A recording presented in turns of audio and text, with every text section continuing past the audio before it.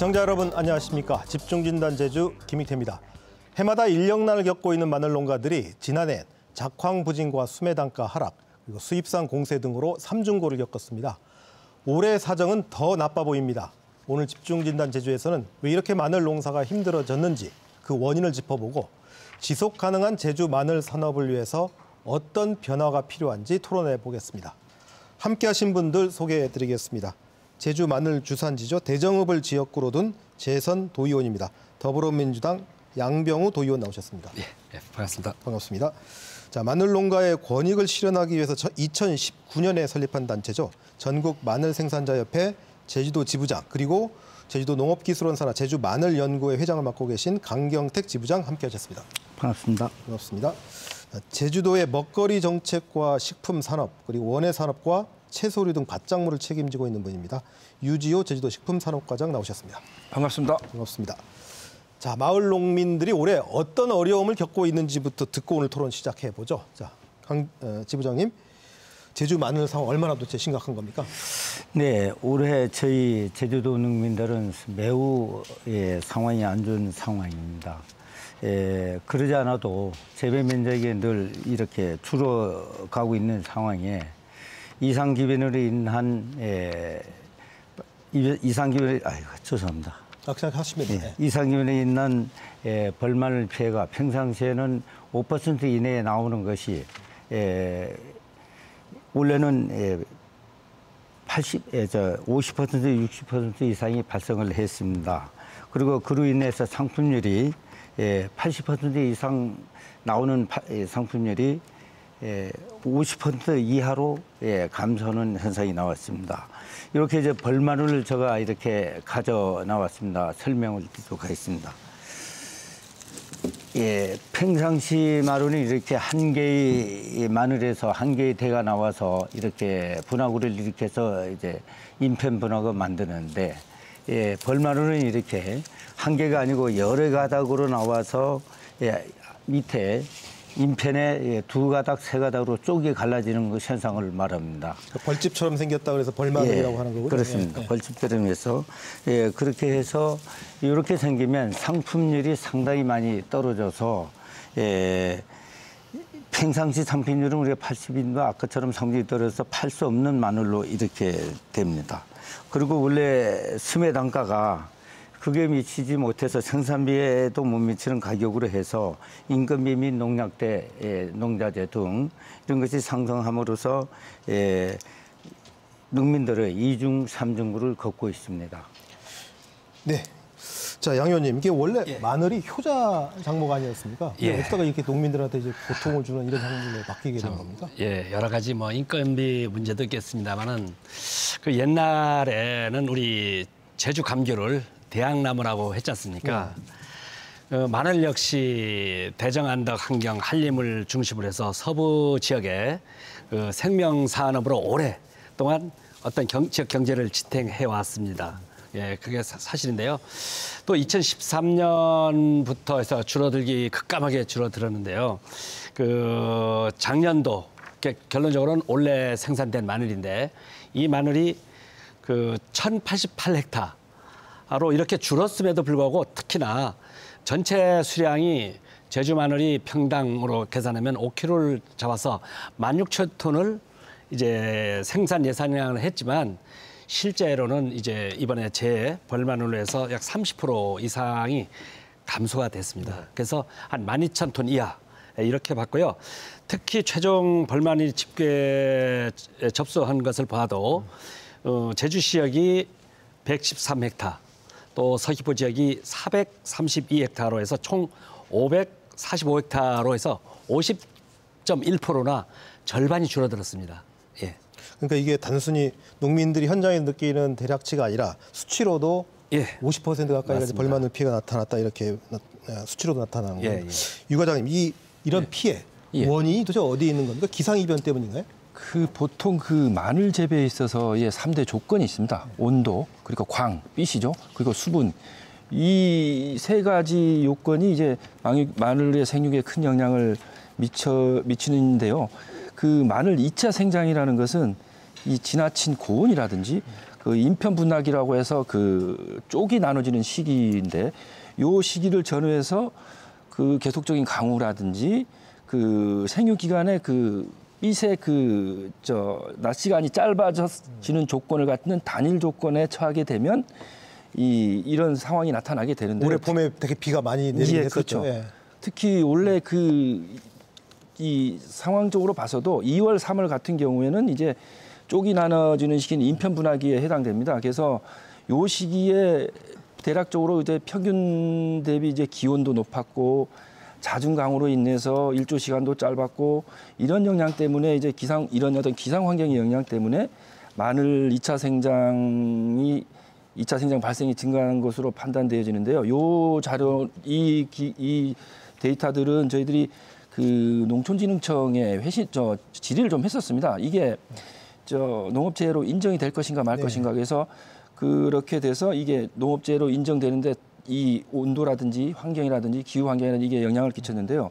좀 더 자세히 말씀을 드리면 그 제주 고산기상대의 그 기상 현황을 보면 2월, 3월 기준입니다만은 평균 기온이 9.9도인데 예년에 비해서 한 1.3도가 높았고 그리고 강수량도 169.7mm인데 평년 대비 한 80.1mm가 많았습니다. 그리고 강우 일수도 28일인데 평년 대비 3.3mm 많았고 그다음에 일조 시간은 216시간인데 평년 대비 119시간이 적었습니다. 그런 결과로 인해서 2차 생장이 심한 이 경우에 그 인편 그러니까 쪽이 많이 생기고 작아서 상품 가치를 상실하게 되는데요. 그 지난 4월 30일 날 하고 5월 1일 양일간 그 농업기술원에서 조사를 했습니다만은 그 벌마늘 발생이 57.8%를 나타내고 있어서 기존에 평균 한 5% 정도의 벌마늘은 평균적으로 나오거든요. 거의 한 8배, 9배 수준인데 특히 또 산남하고 산북이 틀리는데 제주 지역인 경우는 한 37%로 보시게 되면 서귀포시 지역인 경우는 한 64% 이렇게 서귀포가 더 심해요. 그렇게 되고 있습니다. 뭐 거의 10배 가까이 이렇게 피해가 나타난 건데 평상시에 비해서 이게 뭐 역대급인가요? 올해가 아주 특이하게 나타난 현상입니까? 역대급인 것 같습니다.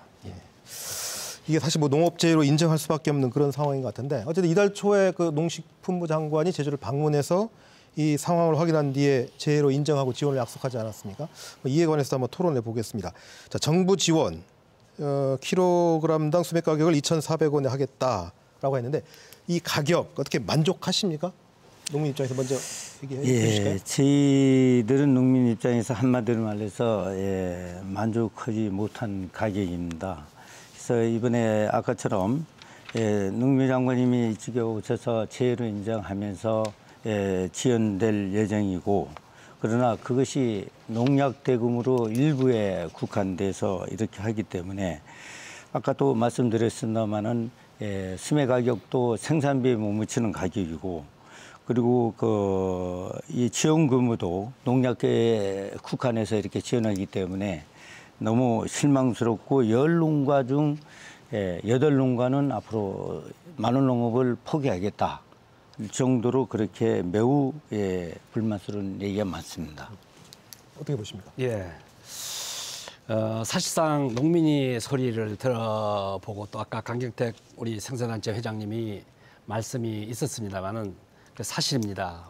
이게 왜 그러냐면요. 그 농약 대금하고 대파 대비를 정부에서는 제로 해서 지원을 해주고 있다 하지만 농민들이 헥타당 생산 단가는 3,600만 원을 주장하고 있습니다. 그러면 이번에 받은 것은 15% 수준으로 아주 미미하다. 이렇게 하고 있고요. 특히 이왕 말씀을 드리면 도내 마늘 농가의 50%가 비기약 농가. 이번에 도정에서 아주 발빠르게 양행정시하고 지역 농협에서 비기약 농가에 대한 대책도 발표를 했습니다.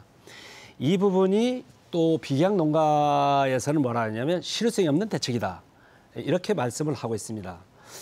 이 왜 실효성 없는 이제 대책이다고 말씀하냐면 우리 강경태 회장님이나 유지 과장님도 이미 이 부분에는 알고 있을 것이다만은 농협에서 수매 계약 단가를 결정하고 모두 다 비기약 농가도 그 상인들에 의해서 다 소비가 돼버렸기 때문에 마늘이 없습니다.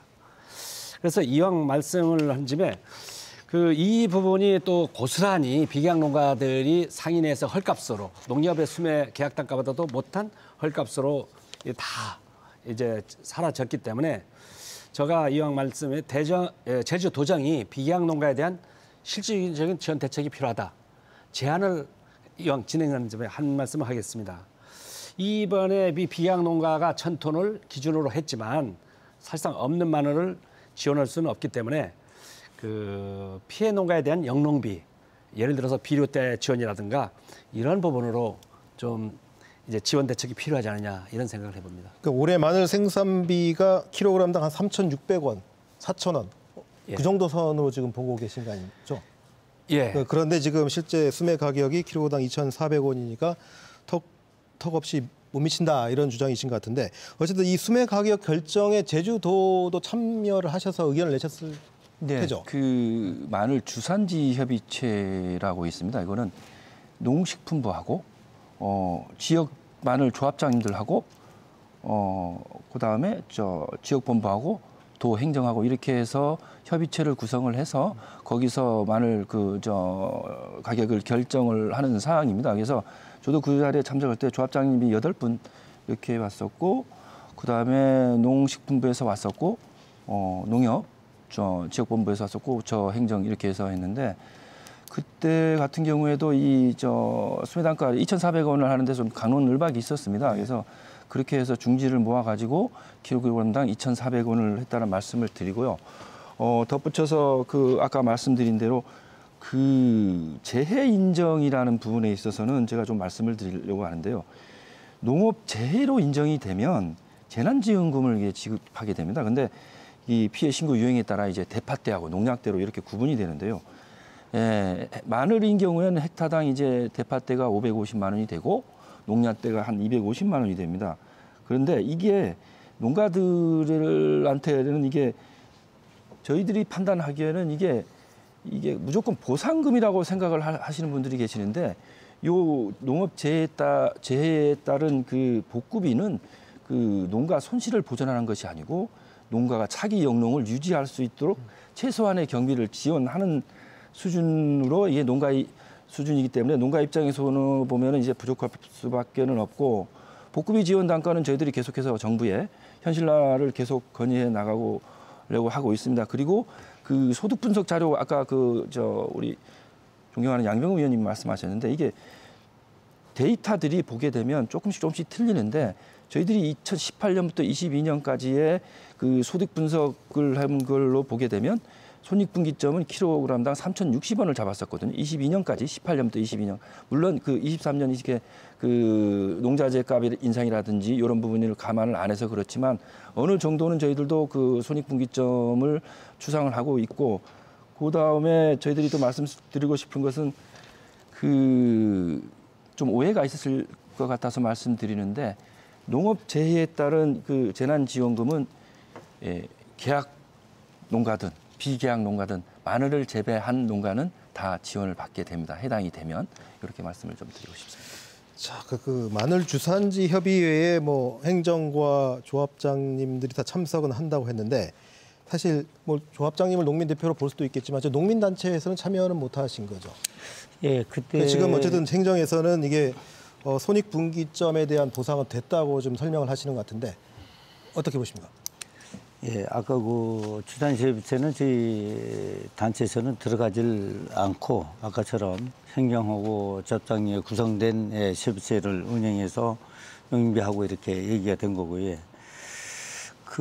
아까 유기우 과장님께서 말씀하신 그것이 저희들은 도저히 수긍을 못할 정도의 가격입니다. 그래서 헥타르당 농약대로 250만 원이면 3,000평인데 과연 그거 갖고 원래 약값도 이제 이상기후로 인해서 약도 작년보다도 상당히 농자재라든지 이런 것이 인력도 많이 들고 많이 들었는데도 옛날 기준치에서 한 거 가져서 그대로 적응해서 그대로 했기 때문에 실제 농민들은 피부적으로 도움이 될 만한 것이 없습니다. 전혀 없어서 내가 알기로는 이게 현실에 갖고 올 정도로 재논의를 하든 아니든 추가 지원이 해야 내년도에 마늘이 재배되고 또 다른 산업을 살릴 수 있는 것이지 그렇지 않으면 상당히 좀 문제가 된다 이렇게 생각합니다. 이 수매 가격과 보상 문제에 대해서 어쨌든 반론을 펼치셨는데 유 과장님이 제 반론 듣고 이 문제로 넘어가도록 하죠. 유 과장 다시 설명을 해줄 수 있겠습니까? 설명을 좀 드리겠습니다. 그 정부에서 추진한 이게 정부 채소 가격 안정제 사업이 이제 2,070톤에서 49억 7천이 예산을 투입을 하고 여기에 키로당 2,400원을 이제 수매 단가로 하고 있습니다만은 그 외에도 저희들은 비계약 재배 농가 그러니까 계약 재배를 안 한 농가들을 대상으로 해서 5월 24일 날 저희들이 그 농협 주산지 상무님들하고 이렇게 의견을 해서 비계약 농가에게도 벌마늘 수매 비용을 지원을 해주는 쪽으로 해서 저희들이 키로당 720원을 지원을 해줄 테니 농협에서는 720원에서 더해서 수매를 할 수 있도록 해달라 이런 쪽으로 말씀을 드렸고요. 그 다음에 아까 말씀하신 대로 우리 강영택 회장님 말씀하신 그 부분에 대해서는 저희들도 동감을 합니다. 현실적으로 이 재해에 따른 이게 대파 때와 농약 때는 현실화돼야 된다는 쪽에 이게 주장을 해야 되는 부분이 맞고요. 저희들도 그거와 관련해서는 지속적으로 이 부분에 대해서는 건의를 하겠습니다. 그리고 그 지원이 이제 그 외에 지원을 요청을 하는 부분에 대해서는 저희들 입장에서는 마늘만이 아니고 이게 수익이 조금 이제 평년보다 떨어지고 이렇게 한다고 해서 정부나 지방자치단체에서 지원을 해줄 거라고 이렇게 생각을 하시는데 저희들도 지원을 할 수 있는 범위 내에서 지원을 하고 있는 상황이고 또 다른 품목도 생각을 해봐야 되는 어떤 전체적인 농정에서 아우러야 되기 때문에 그런 부분은 조금 우리 생산자 단체에서 조금 이해를 좀 구하겠습니다. 예. 양 의원님 이 문제에 대해서 하실 말씀 있습니까? 네. 예, 우선 아까 유지 과장님 한 말씀만 더 듣고 가야겠습니다. 지금 아까 그 5월 24일 날 벌마늘 1,000톤 7억 2천 720만씩 발표를 했잖아요. 근데 이 부분이 유지 과장님께서 어떤 보상 이제 비용이냐 차기 영농 유지를 할 수 있도록 하는 것이다 이렇게 말씀을 했는데 이게 지금 도에서 발표하고 그다음 농협에서 비계약 농가 벌마늘 수매하더라. 근데 없거든요. 이미 농협의 단가보다도 못하게 해서 이미 다 없어졌습니다. 다 팔았는데 이게 그래서 하게 되면 7억 2천이라는 돈이 지금 확보가 됐는데 이 부분에 대해서 이제 농협에서 만약에 매입할 것이 없다. 이렇게 하면 이 7억 2천은 어떻게 할 겁니까? 네, 그 부분에 대해서 말씀드리겠습니다. 지금 5월 28일 그러니까 5월 28일 기준 되겠습니다만은 수매 계획 대비 수매 실적이 한 68% 정도 지금 그 8개 조합에서 진행되고 있고 그 부분에 대해서 저희들이 7억 2천만 원을 지원을 했습니다. 그 부분은 계약한 거예요. 비계약. 그러니까 아니 비계약 재배 농가에게도 7억 2천 그러니까 이거는 계약 재배에 따른 부분이고 아니 비계약 농가가 마늘이 없는데 예, 그걸 어떻게 할 거냐? 아니 그 부분은 대정 농협인 경우는 그럴 수 있습니다만은 다른 지역 농협은 남아 있을 수 있기 때문에 이 7억 2천에 대해서는 저희들이 채소 가격 안정제 사업비에서 나가는 거거든요. 이거는 뭐냐 하면 그 월동 채소라든지 이런 부분에 있어서 가격 차가 벌어졌을 때라든지 이런 부분 때 지원을 해주는 사업이기 때문에 이 물량이 없어져서 물량이 없더라도 이 부분이 만약에 남게 되면 반환을 해서 저희들이 채소 가격 안정제 사업에 써야 되는 사업비입니다. 그래서 제가 말씀 드리겠습니다. 비계약 이제 가장 큰 문제가 이제 비계약 농가의 이제 도가 어떻게 보면 열심히 하긴 했지만 이미 수매 단가가 계약 농가가 끝난 다음에 이제 발표를 하다 보니까 이제 비계약 농가가 없어졌습니다. 이제 이 부분이 545헥타 이제 벌만한 피해 만적인데 그래서 본 의원이 말씀하는 거는 우리 유지 과장님께서 차기 영농 유지를 할 수 있도록 하는 거기 때문에 마늘이 이미 손해를 보면서 사라졌기 때문에 이 7억 2천 이 부분을 영농비로 이제 비료대로 이렇게 전환을 해달라 하는 제안을 드리는 겁니다. 자, 지금 이 부분 시청자님께서 이해 못하실 부분이 있어서 간략히 좀 설명을 좀 들어봐야 될 것 같은데, 그러니까 지금 농협하고 정부 지자체가 참여해서 벌마늘 수매를 하겠다는 거는 계약 농가를 상대로 해서 아까 킬로그램당 2,400원 하겠다고 한 거고요. 그게 지금 수매 물량이 한 68%까지 갔다라고 좀 이해하고 있습니다. 근데 그거 말고 그러니까 비계약 농가는 어떻게 할 것이냐를 가지고 제주도가 그러니까 지역 농협과 계약하지 않은 이런 벌마늘 수매 비율 지원금으로 킬로그램당 720원을 하겠다. 그래서 그 돈이 7억 2천만 원이다. 근데 의원님 말씀은 그게 이미 비계약 농가에 나온 마늘은 다 수매되지 않았느냐. 시장이 없는데 뭐 그거 가지고 7억 2천만 원을 지원한다고 생색을 내느냐. 차라리 그 돈을 농약이라든지 영농비에 지원을 하는 게 어떻겠냐라고 제안을 하신 겁니다. 과장님이 이 부분 설명을 좀 해주시죠. 그 수매 기간을 보게 되면 5월 달부터 해서 6월 7일 이렇게 늦으면 6월 7일까지가 됩니다. 그 부분에 대해서는 이 벌마늘이 얼마 없다라고 예단할 상황은 아니라고 보거든요. 나올 수도 있는 부분이기 때문에 아까도 제가 말씀드렸습니다마는 요 7억 2천에 대해서 어느 정도 쓸지는 모르지만 그 쓴 거 잔액에 대해서는 채소가게 안정제 사업으로 해서 원래 월동 채소라든지 월동 채소 그러니까 주 월동 채소는 월동무라든지 당근이라든지 브로콜리라든지 양파라든지 이런 부분에 대해서 그 가격 안정제 사업으로 써야 되는 사업비인데 저희들이 거기서 그 예비비 성격으로 해서 이렇게 들어온 부분이기 때문에 그 부분에 대해서는 저희들이 이 부분에 대한 어떤 그 아까 그 의원님 말씀하시는 부분에 대해서는 저희 행정에서는 조금 어렵다. 답변하기가 그렇습니다. 그 우리 강경태 의장님. 말씀하십시오.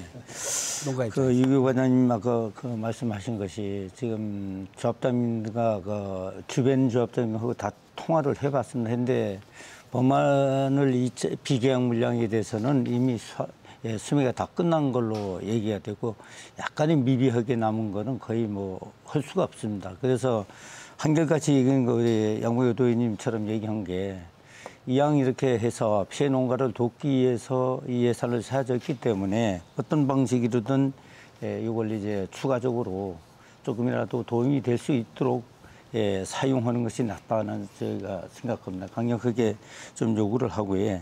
이왕 이 예산이 있어도 비계약 물량을 아마 내게는 거의 80% 이상 수매를 못합니다. 지금 이거 끝났습니다 이미. 그래서 했기 때문에 재구를 해서 그 아까 다른 방법 쪽으로 지원해 줄 수 있도록 좀 해 주십시오. 자, 이 문제가 계속 겉돌고 있는데 다시 한번 시청자들한테 이해를 돕기 위해서 설명을 드리면 아까 그 계약 농가에 대해서 킬로그램당 2,400원 수매하겠다는 것도 그 돈이 어디서 나왔느냐? 채소 가격 안정제 사업비에서 나온 거죠. 네, 그렇습니다. 그리고 이번에 제주도에서 얘기한 비계약 농가 벌마늘 수매비 지원금 킬로그램당 720원 역시 채소 가격 안정제에서 나온 돈이기 때문에 이 돈의 목적은 가격이 떨어졌을 때 이걸 대비하기 위한 건데 지금처럼 재해 현상에 적용하기는 어렵다는 게 지금 제주도의 설명이신 것 같아요. 그 도요. 그래서 저 사회자님 덧붙여서 말씀드리면 이게 농협 비계약 농가 벌마늘에 대한 수매 비용 지원이지 비료 때나 이런 지원은 아니거든요. 어쨌든 그 비계약 농가의 벌마늘 수매를 위해서 지원하는 목적 사업이 부분에 있어서의 조금 그게 조금 이게 다른 쪽으로 흘러가는 부분인데 저희들은 어쨌든 당초 목적대로 비계약 농가를 구제하기 위한 그런 방편으로 해서 이 사업비를 책정한 것이기 때문에 알겠습니다. 그거에 따른 비료대라든지 이런 쪽으로 지원하기는 좀 어렵다는 입장은 말씀을 충분히 드립니다. 들었던 것 같고 양 의원님이 마지막 컴퓨터 의원은 일단 이게 계약 수매 결정할 때 그때가 이것이 진행이 됐으면 비계약 농가도 수매가 돼서 이 예산이 7억 2천이라는 금액이 뭡니까 비계약 농가에 대해서 보전이 됐을 텐데 이게 다 끝나가지고 5월 24일 날에 발표하다 보니까 이미 마늘 없을 때 발표한 겁니다. 그 도민들이나 마늘 농가에서는 대단하게 도전이 비춰지겠지만 마늘 실제로 비계약 농가에 대해서는 이게 헛고에 이제 불과하다 이렇게 하는 거거든요. 그래서 이왕 손에 이제 피해를 입었기 때문에 비계약 농가에 대해서 영농비 차원에서 이왕 이제 마늘이 없기 때문에 이제 영농비 차원에서라도 피해 농가에 대해서 재해이기 때문에 알겠습니다. 이렇게 좀 전환할 수 있는 것을 제안 드리는 겁니다. 네. 시청자 입장에서 충분히 쟁점을 다 이해하셨을 것 같고 이 문제는 이제 도의회에서도 아마 이 문제를 다루실 것 같으니까 그렇게 하겠습니다. 문제 해결을 해보시는 게 좋을 것 같고요. 다음 주제로 한다면 마늘이 농작물 재보험 대상 아닙니까 이게? 예, 맞습니다. 근데 왜 보험 문제로 이거 해결할 수는 없나요? 사실상 농작물이 여러 가지가 있겠지만 마늘인 경우는 이제까지 다른 농작물에 비해서 상대적으로 피해가 그렇게 많이 발생을 하지 않았습니다. 그래서 보험 가입자가 아주 저조한 상태고요. 또 이 부분은 이번에 재난을 이제 겪으면서 절실히 느끼고 있을 겁니다. 그래서 이 부분도 농협이나 행정에서 지속적으로 잘 홍보를 해서 지속적으로 계약 재배 확대가 될 수 있도록, 그다음에 이 부분이 보험이 많이 될 수 있도록 해서 구제 방안을 사전에 마련을 확대해 나가는 게 답이라고 봅니다. 강지 부장님은 이 농작물 재보험이 이렇게 낮은 이유가 분석에 동의하시나요? 예, 낮은 이유는 저희들이 이제까지는 농작물 재보험에 마늘이 있는 거는 맞습니다. 있는데 맞는데 실제 들어보려면 우리하고 맞질 않아요. 그리고 이제 태풍이나 강풍이나 이렇게 농작물 재보험이 되는 걸로 알았지.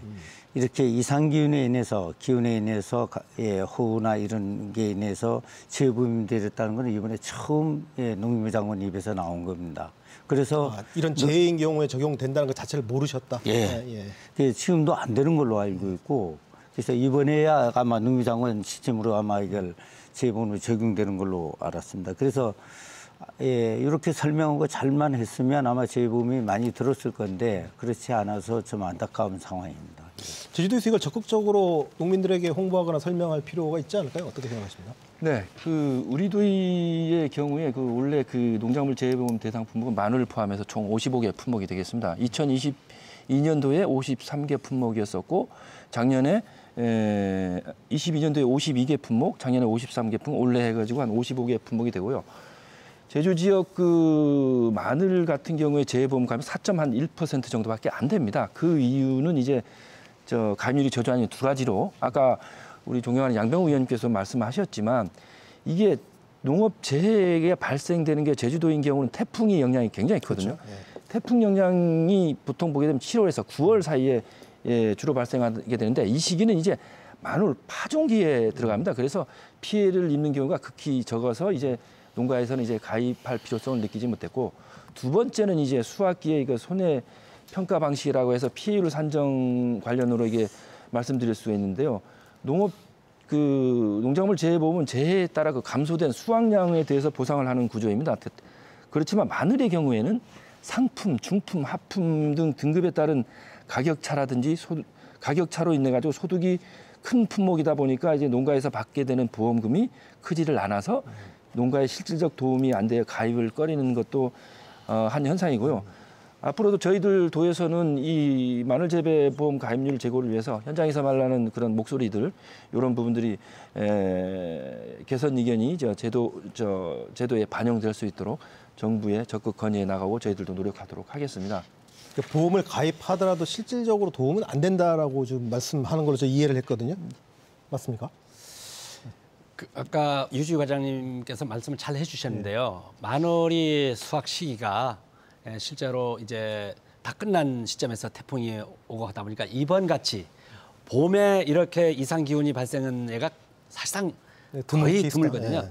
그래서 이번 이런 부분에 대해서도 대응을 해서 잘 알려서 이거는 농가의 권한이기 때문에 그렇게 해서 행정에서 좀 더 확대를 할 수 있도록 홍보를 해 나가는 게 답이라고 봅니다.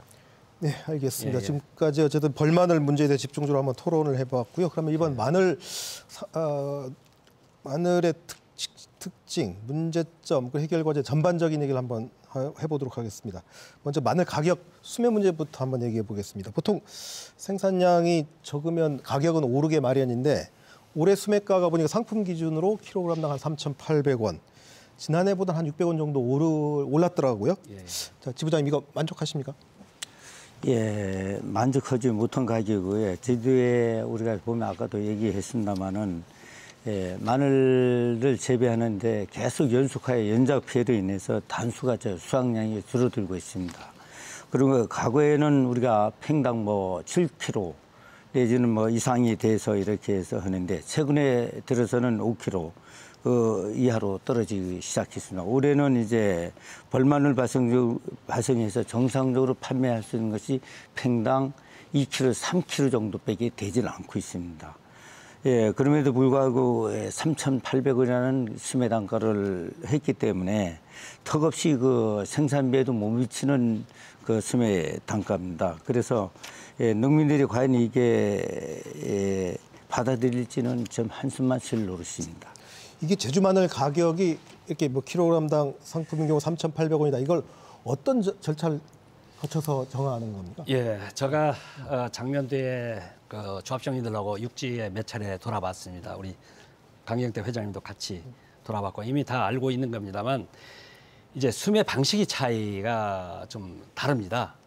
그 수매 방식에는 일괄 수매 방식이 있고 경매 방식인데 우리 제주인 경우는 조생이다 보니까 그 농협에서 결정하고 일괄 수매 방식을 이제 채택하고 있고 육지인 경우는 또 만성이고 하다 보니까 육지에도 많이 있습니다만 창녕군이나 의성군이나 영천시 등이 이제 주산단인데 여기에는 이제 공판 방식으로서 이제 수확 후 농가에 보관해가지고 농가 물량을 배정을 하게 됩니다. 그래서 여기에는 이제 계약 단가를 10회 이상 공파는 가격을 평균 가격으로 해서 계약 단가를 선정하기 때문에 가격은 계약 단가든 비농가든 계약 농가든 큰 그 가격에는 큰 영향이 없습니다. 다만 여기에 단점을 이제 짚어보라면 등락에 대한 불확실성 이것이 단점으로 보여지고요. 우리 지금 제주에서는 일회에 결정해서 이제 일괄 수매하는데 이 부분은 장점인 경우는 최저 단가, 안정성은 이제 처음부터 보이지만 시장성에서 등락 가격에 대한 대응이 어렵다 이렇게 보여집니다. 이 부분도 이제 구조가 이제 유통 구조를 개선할 필요가 있습니다. 결국 농산물 얘기할 때마다 걸리는 결국 유통 문제인데 뭐 생산 과잉이 되면 또 농가도 힘들고 또 수확량이 적으면 또 수입산이 들어와서 해야 된다 뭐 이런 얘기도 나오고 이 마늘에 있어서 유통 구조의 문제를 해결할 수 있는 무슨 대안이 있을까요? 어떤 점에서 해결해야 이 유통 구조 문제를 해결할 수 있다고 보십니까? 제가 먼저 말씀할까요? 그 사실상 뭐 마늘만이 아니고 우리 겨울 채소가 주를 이루는데 유통 구조 제주의 특성상 조생이기 때문에 뭐 밀감이나 밭작물이나 모든 게 마늘까지 조생이다 보니까 우리가 제일 먼저 가격이 결정하는 이런 구조인데 사실은 뭐 이제 육지나 여기나 이 농업인들이 어려움은 다 마찬가지입니다. 하지만 이제 공산품처럼 생산자가 가격 결정을 가격 구조가 아니고 이제 그런 구조가 아닙니다. 욕구에 따라서 농협에서 결정하고. 그런데 이 부분을 개선하려면 우리 제주 마늘이 육지하고 경쟁력을 갖추려면 저는 차별화된 품질이 안정성 수급 조절 대책이 필요하다. 그 예를 들어서 육지인 경우는 예를 들어서 이제 한 평하면 감자, 2,000쌀 듯이 지리적 표시 제도가 도입이 이제 급선무가 아닌가. 두 번째는 농가에서 최소한이 농가 경영비를 안정제를 하려면 자꾸 이제 말이 나오냐면 최저 가격 안정제가 이 마늘까지 확대가 필요하다.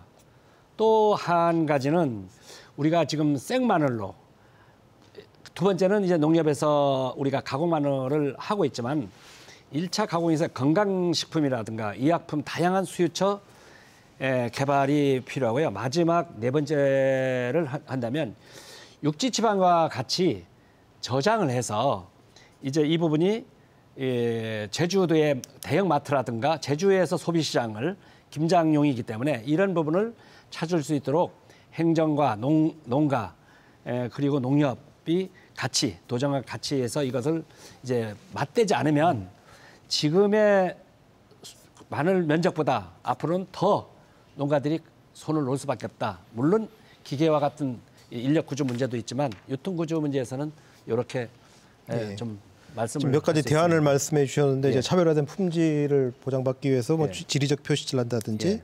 그 최저가격 안정제, 수요처 개발, 뭐 저장을 통한 소비 시장 개척 뭐 등등의 지금 대안을 말씀해 주셨어요.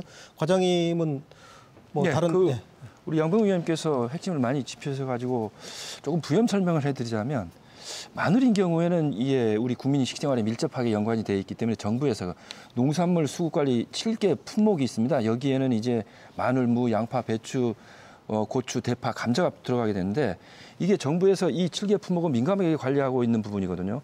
따라서 이제 국내 마늘 소비 시장이 이제 수급 안정을 하기 위해서 비축 수매도 실시를 하고 또 공급이 부족할 경우에는 이제 TRQ 물량을 활용을 해서 수입량을 늘려서 국내 공급 수요를 충족시켜 가지고 수급 안정을 도모해가는 정책을 쓰고 있습니다. 그런데 마늘 수입량이 늘면 국내 마늘 가격이 하락을 하고 농가 소득에는 불리하게 작용하기 때문에 농업인 입장에서는 불만일 수밖에 없거든요. 그리고 마늘의 그 유통 경로를 보면 매년 5월에서 7월 사이에 수확을 해서 저장 창고에 들어가서 다음 연도 4월까지 유통하는 시스템인데 그 마늘의 그 소비 시장 형태를 보면 저장 마늘을 이제 깐 마늘 공장에서 선별 포장해서 시중이나 가공업체에 판매를 하게 됩니다. 따라서 저희들 판단으로는 아까 양병우 의원님도 말씀하셨지만 적정 가격을 유지하기 위해서는 이제 국내산 마늘의 어떤 저장 유통 체계라든지 이 저장 유통 체계 확립을 통해서 시장을 안정적으로 공급을 해야 수입 물량이 들어오지 않도록 하는 노력이 좀 중요하거든요. 그렇지만 이게 제주의 경우에는 마늘 저장 시설이 좀 부족한 편입니다. 그래서 대부분이 육지부 저장 창고를 임대해서 사용하고 있는 실정이기 때문에 이 부분에 있어서 유통 경비가 추가 비용이 이어지고 이런 경황 때문에 제주인 경우에는 마늘 경쟁력을 높이기 위해서는 마늘 유통 기반 확충이 시급히 이루어져야 된다라는 쪽으로 생각이 들고요. 이를 위해서 저희들이 대정농협과 대정농협 그 농산물 산지유통센터에 한 80억 원을 내년까지 투자를 해서 마늘 출하조절 시설 사업을 추진하고 있습니다. 그래서 2025년 6월에 완공 예정인데요. 이 시설이 완공이 되면 제주 마늘 수급 조절에 큰 역할을 할 것으로 기대를 하고 있습니다. 왜냐하면 대정농협 같은 경우는 제주 전체 마늘 재배 면적의 67%를 점유하고 있는 지역 농협이기 때문에 저희들이 이 마늘 출하 조절 사업이 준공되는 게도 좀 기대를 걸고 있다는 말씀을 좀 드리겠습니다. 지금 두 분 말씀 들어보면 사실 뭐 대안이 거의 다 나온 것 같은데 자 우리 현장에서 농사를 짓고 계신 지부장님은 왜 이런 대안들이 나왔는데 현실화가 되지 못할까요? 왜 그럴까요? 예, 이 대안이 지금 물론 저는 농민 입장에서 말씀을 드리겠습니다. 예, 제가 이거 어릴 때부터 이게 마늘 농사를 이렇게 아버지 할 때부터 봤고, 저희도 한 30년 동안 마늘 농업을 이렇게 하고 있습니다. 단 한 차례도 유통 구조를 바꾸거나 그런 적이 한 차례도 없습니다. 그러다 보니까 농민들이 밭에서 해서 뽑고 건조하고 끝나면 한 일주일 만에 못 팔면 판매가 안 됩니다. 그러다 보니까 늘 농민들은 손해를 가기 마련입니다. 왜 그러냐면 그것도 못 팔면 못 파니 비계약 물량이라든지 이런 것들은 상인한테 울며 거저먹기로 그냥 둬버립니다. 예, 이렇게 돼서 저 같은 아까처럼 유통구조를 이게 근본적으로 지금 이상기온이라든지 이렇게 해서 밭에서 이제 건조하거나 이런 시스템은 이미 끝났습니다.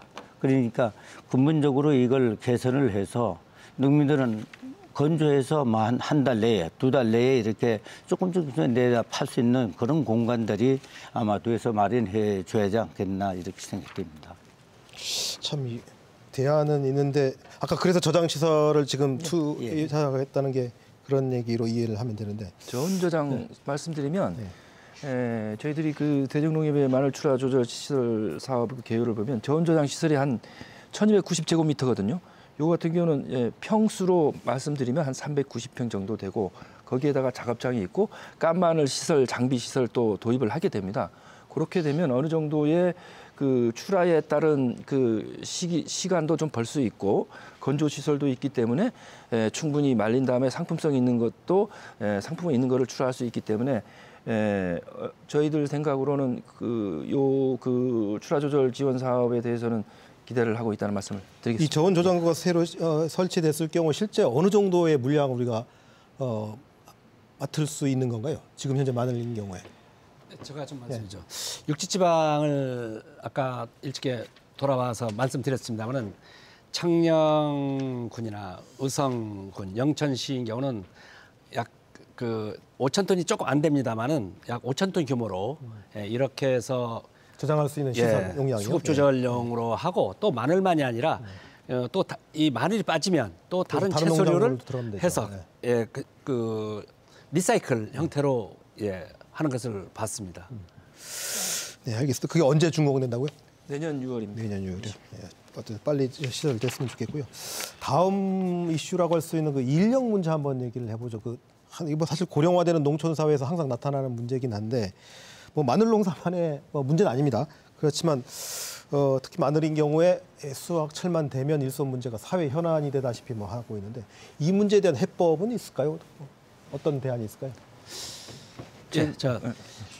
이미 우리 여기 오늘 저를 포함해서 강경택 우리 회장님, 유지호 과장님 이미 다 알고 있습니다. 다 알고 있지만 이제 농촌이 이제 고령화로 해서 외국인이 없으면 안 될 이제 그 환경으로 와 있지 않습니까? 외국인이 이제 마늘에만 하더라도 60%인데 특히 마늘인 경우는 조기철하고 같이 맞물립니다. 그래서 또 집중적으로 이렇게 하고 또 특히나 이제 마늘인 경우는 공정이 아주 많지 않습니까? 식재와 비닐 깔기, 농약 살포, 자르기, 뽑기, 말리기 이런 공정이 90%가 인력으로 이제 대체를 하는데 예를 들어 쌀이나 보리, 콩인 경우는 90%가 기계화인데 마늘은 90%가 인건비. 그래서 마늘인 경우, 제주인 경우는 이제 파종이 15% 수준에 이렇게 머뭅니다. 아무튼 이런 부분이 이 마늘 농사 이런 부분의 인력 구조를 개선해야 될 근본적인 현상은 이제 알겠는데 그걸 이제 해법은 도에서 어떤 대안을 갖고 계신가요? 네. 아까 양봉원님 말씀하셨습니다만은 제주 지역 마늘 농작업 기계율은 제주도 전체 밭작물 기계화율하고 좀 비교해봤을 때도 굉장히 많이 뒤처져 있는데 예를 들어서 밭작물 기계화율 같은 경우는 전국 비교를 했을 때 전국이 한 32.4%면 제주는 이제 수확을 말씀드리는 건데 33%거든요. 그런데 마늘인 경우에는 이제 전국 수확률이 43.8%인데 제주는 수확이 기계화율이 전혀 안 되고 있습니다. 네. 이게 안 되는 이유가 뭐냐 하면 이 모든 그 작업을 인력으로 하다 보니까 마늘 수확 작업이 밭농사 중에서 가장 힘든 품목이다 보니까 그런 어떤 그 농촌 고령화 등으로 지금 사람을 구하는 것 또한 어렵고 그런 수확철에 대한 그 일손 문제가 발생을 하고 있습니다. 따라서 저희 도에서는 이제 농업인력 지원을 위해서 한 13억 한 1,700만 원을 투입해서 농업인력 지원센터라든지 농촌인력중개센터 운영을 지원하고 있고요. 거기에다가 이제 공공형 계절 근로 사업 등 해서 저희들이 당초에는 25,200명 정도로 해서 마늘 수확기에 마늘 수확 작업에 나서려고 하고 있습니다. 그래서 저희들이 지난 5월 24일 현재 한 계획 물량은 한 25,200명 정도가 됐는데 지금 한 18,010명 정도가 지원했던 실적을 나타내고 있습니다. 그래서 결론적으로 말씀드리면 모든 농작물에 적용되는 인력인 거죠? 아닙니다. 이번은 마늘인 경우에만 자, 농민 입장에서는 요 인력 그 문제 어떤 해법을 생각하고 계십니까? 예, 농민 입장에서는 아까 이미 그 문제점들은 다 말씀을 드렸기 때문에 하지만 첫째는 이제 외국인을 없어서는 이제 농업을 하지 못하게끔 돼 있습니다. 그래서 외국인 인력을 최대한 활용을 해야 되고 중장기적으로는 아마 마농을 이제 파종부터 수확까지 전 과정을 기계화로 가지 않으면 마늘 산업은 아마 힘들어질 거라고 봅니다. 그래서 아까 수확 부분만 조금 문제가 있지 파종부터 관리까지는 제주도가 가장 기여가 빠른 지역으로 변하고 있습니다. 그래서 그렇기 때문에 조금만 더 노력하면 기계화로 해서 그런 인력 부분의 문제를 해결할 수 있지 않을까 생각합니다. 마늘 산업도 얼마든지 기계화할 수 있는 작목이다. 예, 충분히 됩니다. 한 말씀만 드리겠습니다. 우리가 기계화가 이제 15%밖에 안 되는 이유가 제주 육지인 경우는데 제주는 화산섬입니다. 이 자갈하고 돌멩이가 가장 문제인데 이제 우리 과장님이 나오셨으니까 이 기계화를 하는 것이 인력 늘리는 것보다 기계화로 확대하는 게 훨씬 효율적입니다. 그래서 기계화를 이 자갈 파쇄, 안반 파쇄를 농가들이 다 알고 있습니다. 이것을 조사해서 예산을 좀 많이 반영을 해주시면 급속도로 기계가 가능할 겁니다. 그 농기계를 공유해서 사용할 만한 작업단 이제 작업단은 대전에서 처음 했는데 작업단이 현재 걸음마 단계입니다만 두 가지입니다. 자갈 파쇄하고 작업단을 잘 구성하면 아주 이 마늘에 대한 인력은 급속도로 달라질 것이다. 이렇게 생각이 됩니다. 알겠습니다. 이제 벌써 토론을 좀 마무리해야 될 시간이네요. 그럼 지금 못다 하신 얘기가 많으실 것 같은데 30초씩 마지막으로 마무리 말씀 듣도록 하겠습니다. 유지호 과장님부터 시작할까요? 예, 그 마늘인 경우는 제주 지역 농업인들의 그 주요 소득 작목 중 하나로 제주 농업에 중요한 위치를 차지하고 있습니다. 앞으로 저희 제주도정에서는 마늘 그 출하 조절 기반 시설 확충 사업과 가공산업 육성 등을 위한 지원에 더욱 노력하고 특히 아까 말씀하셨던 양병호 의원님 말씀하셨던 마늘 작업 기계화가 조속히 뿌리내릴 수 있도록 지원을 확대하는 등 제주 마늘의 경쟁력 강화에 더욱 매진해 나가도록 하겠다는 말씀을 드리겠습니다. 네, 고맙습니다. 양병호 의원님. 예, 원래 봄철에 아무튼 예년에 겪어보지 못한 우리 이상기후로 마늘 농가들이 큰 피해를 발생했는데 우리 도의회 차원에서 무거운 마음을 농가분들에게 위로의 말씀을 드립니다. 아무튼 이제 기상 악화는 불확실성이 커지고 있는 이런 시점이기 때문에 오늘 행정과 또 여기 안 나왔지만 농업기술원 농협에서 부족한 인력, 기계화를 포함해서 마늘 농가들이 더 이상 줄어들지 않도록 잘 도와주시기 바랍니다. 의회에서도 열심히 돕도록 하겠습니다. 네, 고맙습니다. 감사합니다. 강경 특집은요? 예, 마늘은 1년 농사입니다. 다른 거와 틀려서 다른 작물과 비교해서 정책을 쓰거나 그러면 안 되는 걸로 제가 알고 있습니다. 마늘을 살리기 위해서 아까도 말씀드렸지만은 전 과정에 기계화를 하는데 예산을 좀 많이 증액을 해서 운영해서 그 준비를 해줬으면 되겠습니다. 어떤 마늘이 죽으면 타작물의 양채로라든지 기타 작물들이 다 도산하게 됩니다. 균형 잡게 운영할 수 있도록 행정에서 도와주십시오. 네, 세 분 오늘 출연 감사드립니다. 자, 이 농업의 위기가 일상적으로 거론되는 시대에 우리는 살고 있습니다. 그렇지만 나와는 상관없는 먼 이야기, 심지어는 농민들의 이기심이라고 치부하는 흐름만 커지는 게 아닌가 우려됩니다. 농업의 위기는 먹거리의 위기이고 먹거리의 위기는 곧 국민의 위기이며 국민의 위기는 국가의 위기로 이어질 수밖에 없습니다. 이 농업의 공익성과 전문성을 키우기 위한 사회적 전환이 필요한 시점입니다. 집중진단 제주는 다음 주 이 시간부터 집중토론 제주라는 새 이름으로 새롭게 출발합니다. 지역 현안에 더욱 심층적으로 다가가는 토론 프로그램으로 거듭나겠다는 약속 드리면서 오늘 토론 마치겠습니다. 시청해주신 여러분 고맙습니다.